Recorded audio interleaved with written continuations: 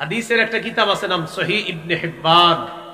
এই কিতাবে আসছে রাসূলুল্লাহ সাল্লাল্লাহু আলাইহি সাল্লাম বলেন, হালুম্মু ইলাল গাদাইল মুবারাক, আসো আসো তোমরা বরকতপূর্ণ খাদ্যে অংশগ্রহণ করো। সাহরিকে নবী বললেন বরকতপূর্ণ খাদ্য, এই খাদ্যে তোমরা অংশগ্রহণ করো। তাহলে আমরা সাহরি খাবো, বলেন ইনশাআল্লাহ।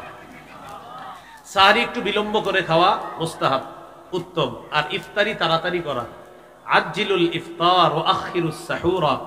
রাসূলুল্লাহ সাল্লাল্লাহু আলাইহি সাল্লাম বলেন তোমরা তাড়াতাড়ি ইফতার করবা আর দেরি করে সাহরি খাবা। কেন? যেন শরীরে শক্তি থাকে। সাহরির মধ্যে খেজুর খাবেন, খেজুর, ইলিশ মাছ, গরুর গোশত, মুরগি যাই খান, সাথে খেজুর খাবেন। রাসূলুল্লাহ সাল্লাল্লাহু আলাইহি সাল্লাম বলেন নি'মা সাহুরুল মুমিনি আত-তাম। নবীজি বলেন সাহরিতে খেজুর খাওয়া এটা মুমিনের জন্য কতই না উত্তম খাদ্য। খেজুর শুধু সাহরিতে খাবেন এমন না, প্রতিদিন খেজুর খাবেন, প্রতিদিন।